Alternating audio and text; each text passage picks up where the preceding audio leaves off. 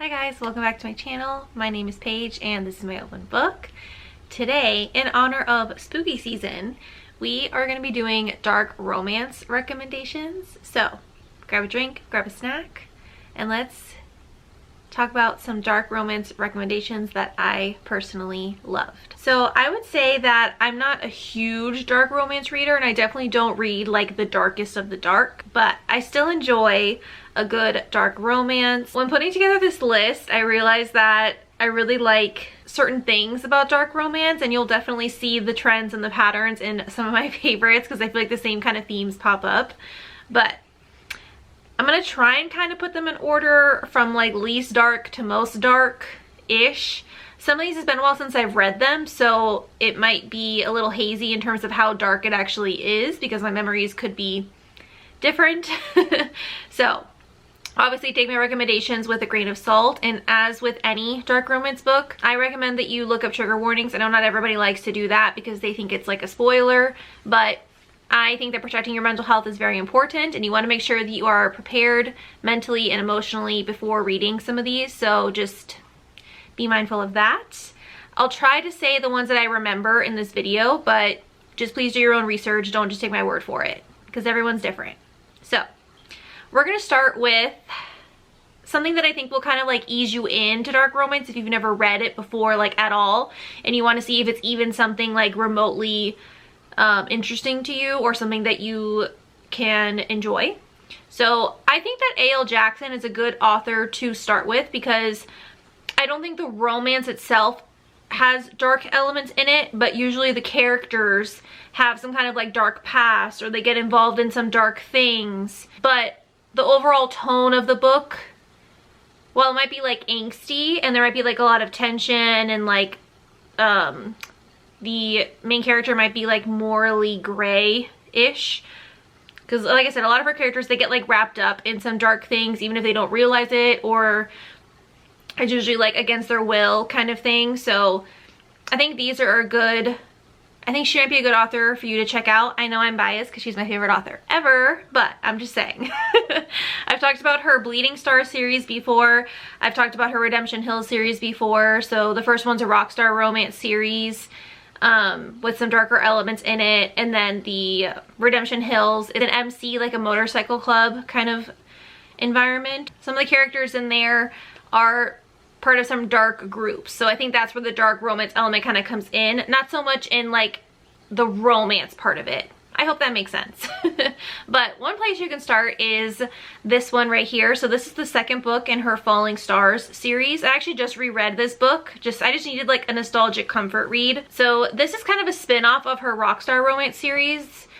And this one follows a different band, like a country band.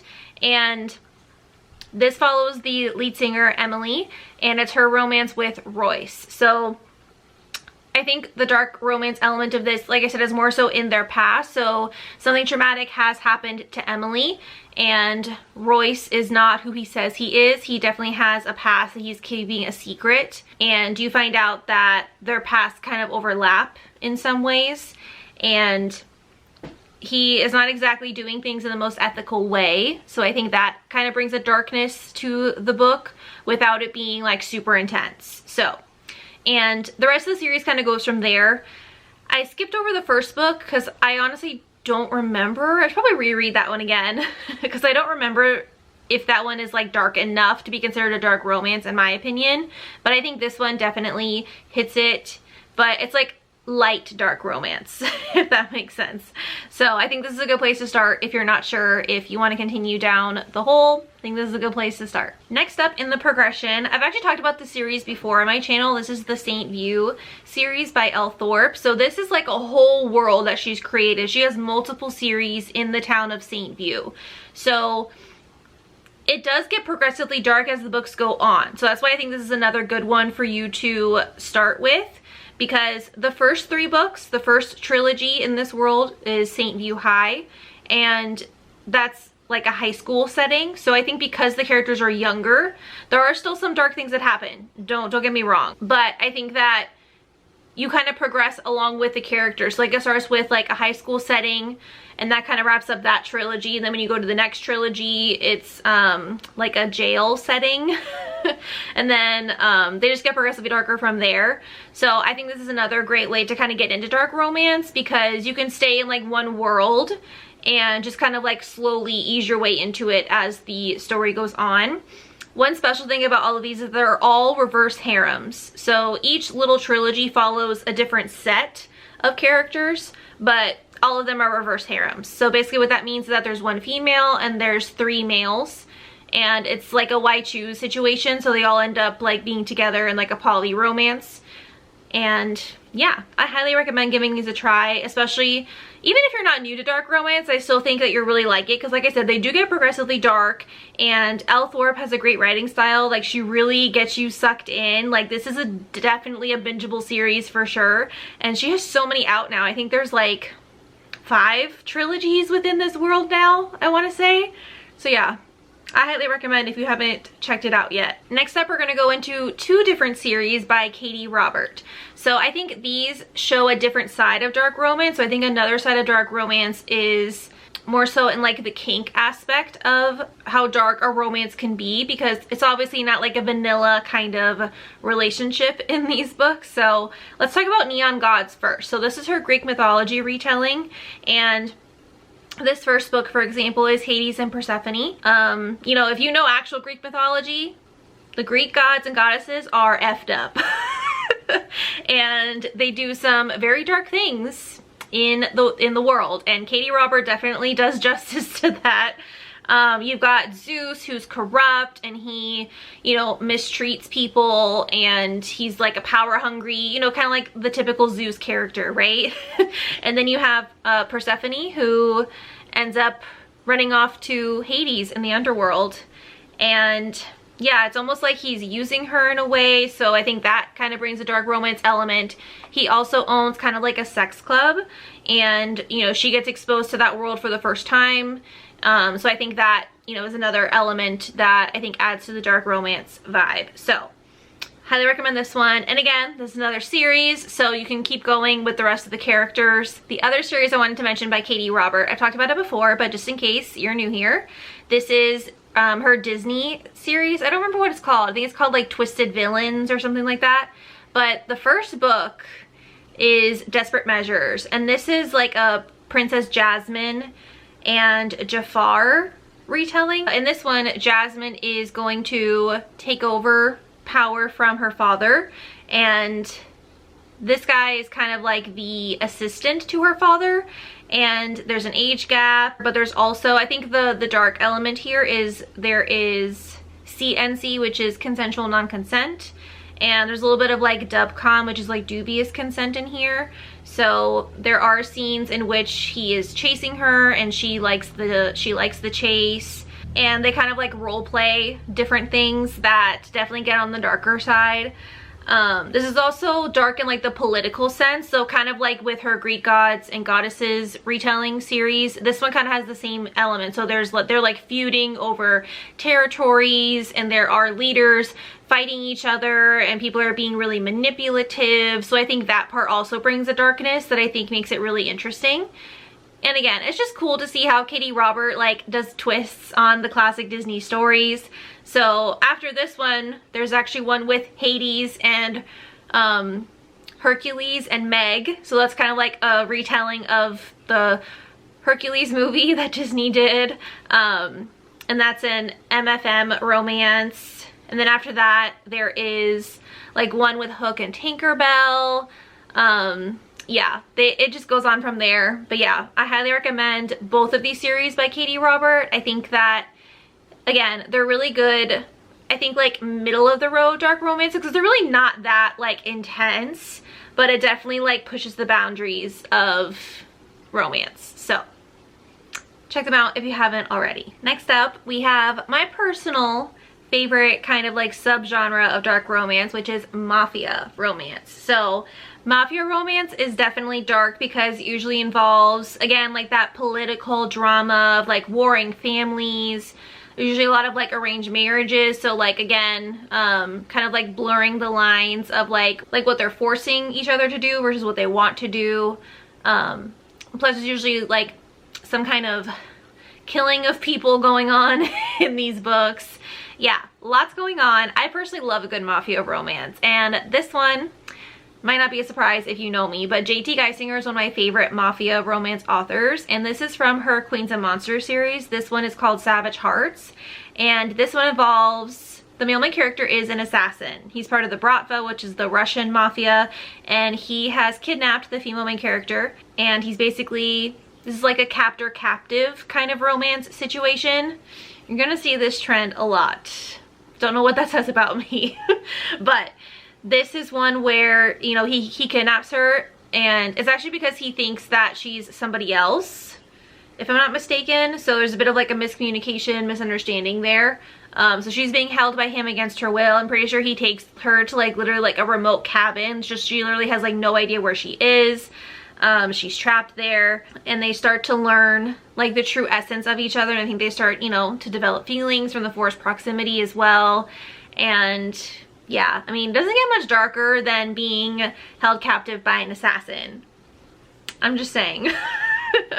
But there is just something special about their romance. Like, you could tell that they really are like kindred spirits in a way. Like, these people, I think, truly are meant to be together. This is definitely like a soulmate romance. I know it sounds weird, but like I said, he technically wasn't supposed to be kidnapping her in the first place. But I think this is one of those things where like everything happens for a reason, and there's a reason why she's the one that he kidnapped. So I'm gonna leave it there. I'll let you enjoy. This is part of a series, so it probably helps to read the other books, but at the same time, I feel like this one is kind of more independent of the other characters. So it's up to you. If you really care about not missing any details, you obviously read the rest of the series first. But I think you could read this as a standalone if you really wanted to. So take your pick. Okay, I realized I probably shouldn't have put these back to back because it might be confusing. Next we have Savage Hate, which is the first book in the Savage Hearts series. This one is interesting. This is another kind of like a reverse harem situation. If you ever heard people talk about the Devil's Night series by Penelope Douglas, this is kind of similar. So in this one, it's set when the characters are adults, but you do get flashbacks to when they were in high school. So basically the female main character, she was like that bitchy bully girl in high school, and she was not the nicest to these main characters. So they hate her. That's why it's called Savage Hate. They literally all have like a vendetta against her. They hate her. This is like true enemies to lovers, like 100% hate to love. I think they also kind of like look down on her because she was like the spoiled rich brat from high school, and you know, they obviously had a lot more trouble in their life than she did. So I think that also kind of added to their distaste for her when they were younger. So they get reunited as adults, and she basically has to come crawling to them for help of some kind. She's not in a good situation. I'm pretty sure she just like got divorced, or like her engagement ended or something like that. She just ended some kind of really big long-term relationship, and the guy like took everything from her, so she has nothing. Like I said, it's been a while since I've read this, so sorry if the details are a little fuzzy, but I'm pretty sure that's the circumstances that land her there. So she basically has to stay in like this little tiny, not that great apartment. It's like not in good condition, but it's above a tattoo shop, and these guys all work in the tattoo shop underneath her apartment. So they all get reunited, and she basically is like begging them for a job because she needs something as a form of income. I think there's also drama going on with her parents. Maybe that's why she's there. I think the like parents cut her off or something like that. I can't remember, you guys. Sorry, it's been a while. But what I do remember about this book is the dark romance element. Okay, this like, the only dark thing about this is the way that they treat her. Full transparency. Again, this might not be for everybody, but if you click on this video, you're probably a dark romance fan, so I think you'll like it. That like the pent up aggression that they've had over the years, they finally get to take it out on her now. Yeah, some of the lines are definitely blurred, and some parts of it do get intense. I'm pretty sure there's a scene where they like tattoo her, but it's kind of like a pleasure from the pain kind of situation. If I remember correctly, I think she almost like wants them to do it, because I think she also harbors some guilt when she realizes how much she affected them. So I think it's also like cathartic for her for this to happen. So yeah, I personally found that really interesting, like the dynamic between the characters, because it was so unpredictable. You know, like I never knew how it was going to end. Yeah, there's some group activities in here. This is another trilogy, so, and the whole trilogy is about, you know, their story. So you don't just read one book and then you're done. It continues over the 3 books, if I'm not mistaken. So this is just the first book, and I think it's really good. I feel like no one ever talks about this book either. I don't even know how I found this book, probably just in the Kindle recommendations or something like that. But yeah, this is the hidden gem that I think you might like if you're into the dark romance genre. Next up, we have the White Monarch trilogy by Jessica Hawkins. The first book is Violent Delights, and this one is a Mexican cartel romance, which I think is kind of a cool like variation of a mafia romance, because a cartel might have like a similar dynamic, but I feel like it's, you know, it just like takes it up a notch in my opinion. And I also like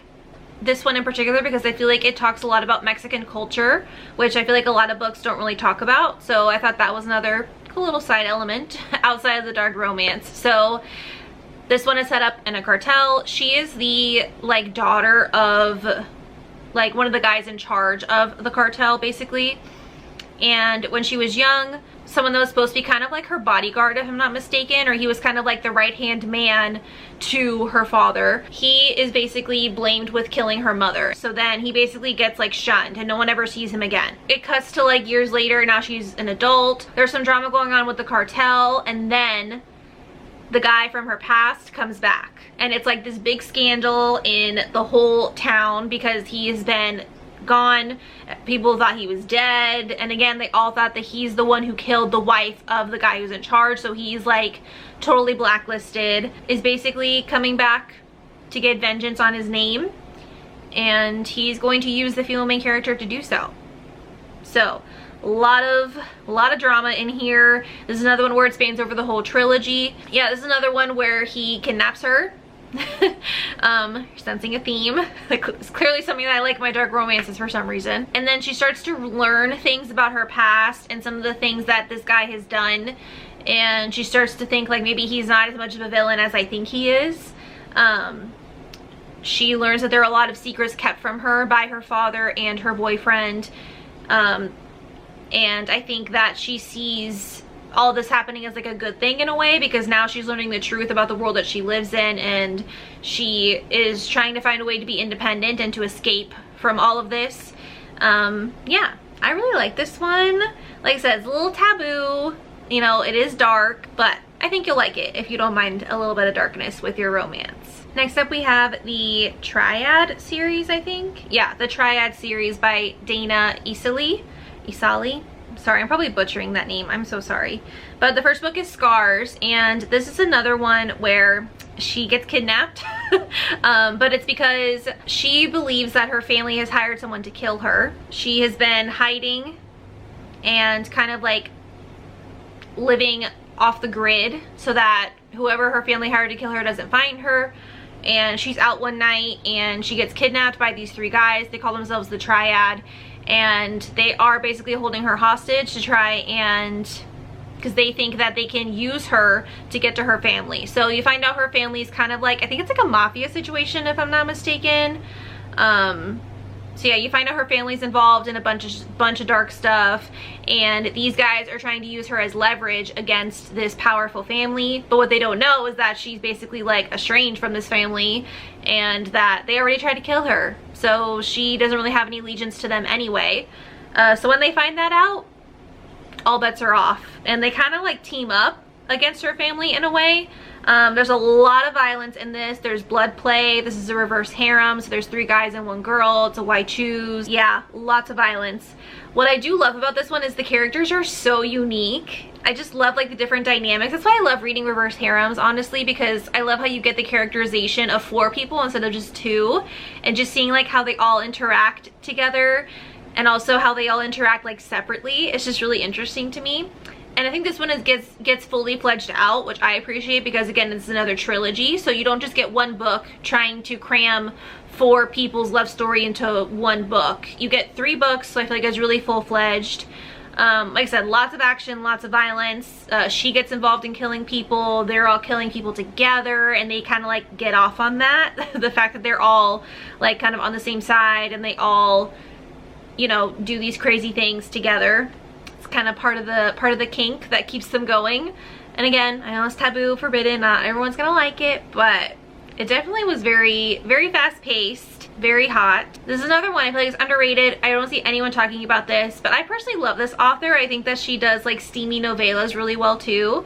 But yeah, this one is another hidden gem that I think you should definitely check out if you haven't already.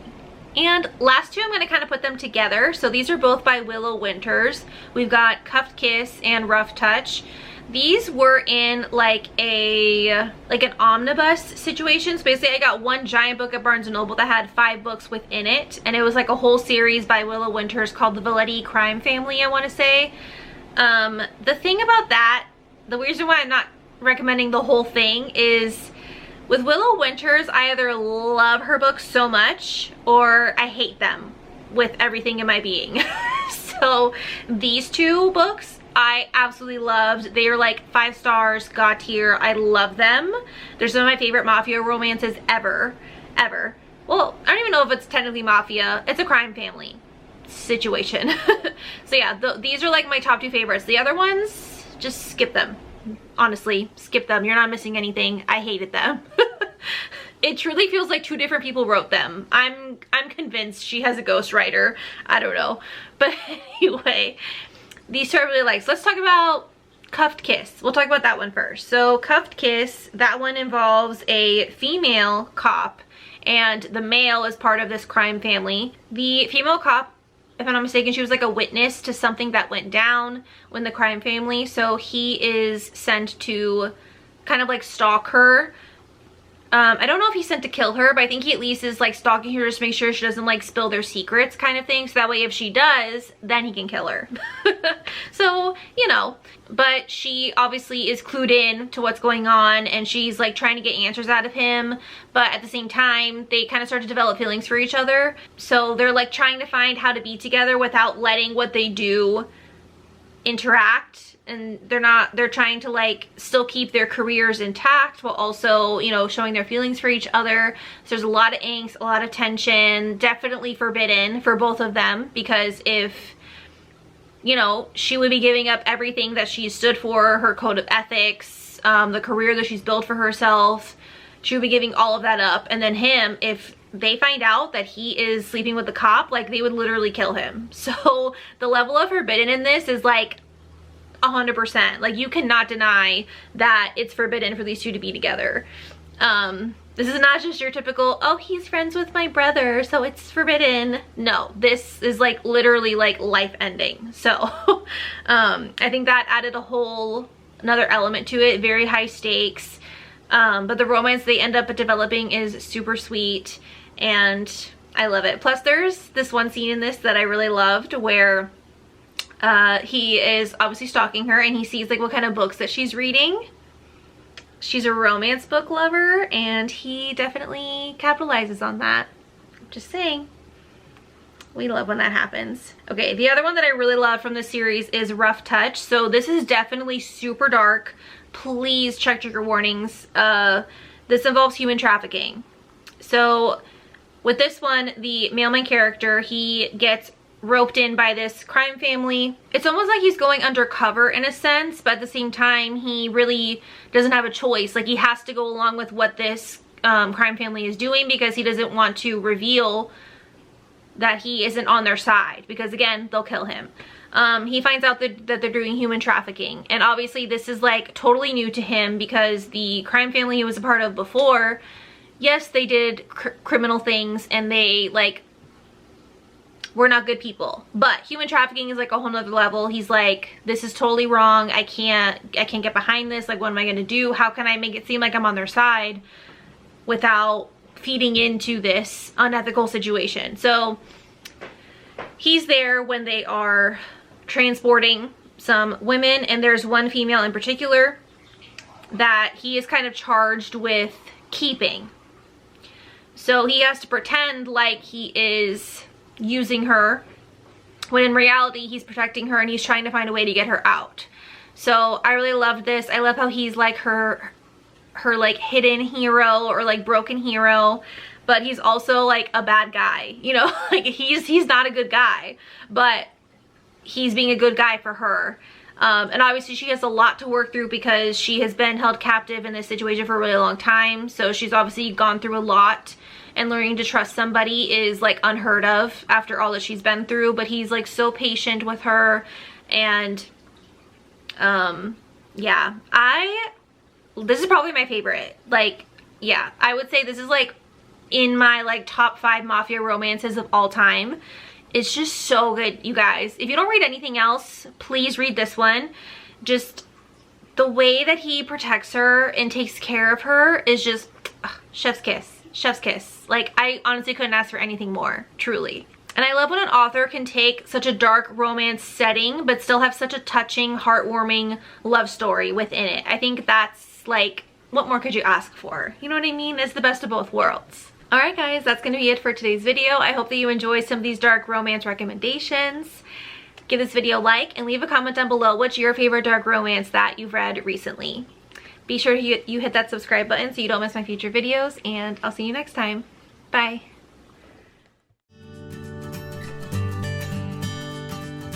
Thank you.